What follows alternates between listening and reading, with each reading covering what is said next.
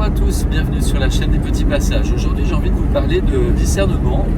Je vous ai déjà parlé plusieurs fois dans mes vidéos, notamment dans la guerre de l'information, qu'il était important de ne pas agir et réagir sur l'émotionnel, de toujours prendre du recul face à une situation et face à une information et la mettre de côté, faire des liens, mais en tout cas ne pas être dans le je rejette d'un revers de main ou je gobe complètement, toujours être quelque part entre les deux. Et en fait ça s'appelle le discernement tout simplement. Il y a plusieurs façons d'appeler les choses et notamment quand il y a une information, se demander qui est derrière, ça c'est toujours très intéressant, quel est son intérêt. Et je vous invite à appliquer le filtre. Pourquoi cette information est traitée? Pourquoi cette information est traitée maintenant? Pourquoi elle est traitée comme ça, de cette façon? Et quelle est éventuellement l'intention, en fait, l'objectif, soit de la publier, soit de la grandir, de l'exagérer, ou alors soit de la minimiser, ou alors de la cacher, en fait, tout simplement de ne pas la diffuser. Vous demandez aussi, quand une information est diffusée, pourquoi systématiquement tous les médias à la virgule près utilisent les mêmes mots. Ça s'appelle de l'hypnose, ça s'appelle du matraquage. Et en fait, plus on va vous répéter un message, plus une info vous allez la retrouver sur différents médias, plus vous pouvez être sûr qu'il y a derrière une manipulation.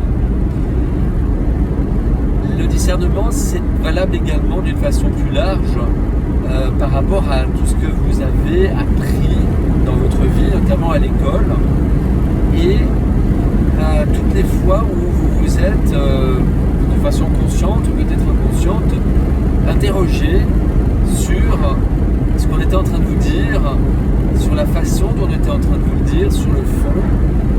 Peut-être que des fois, il y a des choses qui vous ont semblé un peu étranges quand vous le dites comme ça, et soit vous avez osé poser la question et on vous a gentiment éconduit ou ridiculisé, ou alors vous n'avez pas osé poser la question de peur d'être ridicule précisément. Mais peut-être que si toi derrière ton écran tu fais partie des gens à qui on a dit tu te poses trop de questions, ou que tu avais l'impression de te poser des questions différentes que tes congénères, c'est probablement que tu fais déjà preuve de discernement.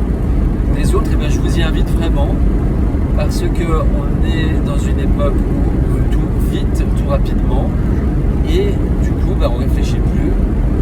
On agit aussi beaucoup par mimétisme, par conformisme, et c'est important de pouvoir être autonome, c'est de l'autonomie intellectuelle, et d'arriver à s'affirmer dans cette autonomie, et ça veut dire pouvoir être soi-même, c'est de l'authenticité.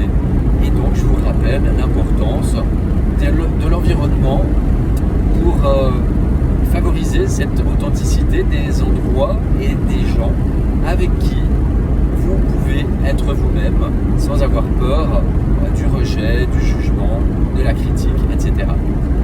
Voilà, donc je vous invite vraiment à faire preuve de discernement. Merci de votre attention. Si cette vidéo vous aura semblé pertinente, merci de la partager, de laisser des commentaires, des j'aime et de vous abonner à la chaîne. Merci, à tout bientôt, prenez soin de vous. Je vous aime. Les petits passages.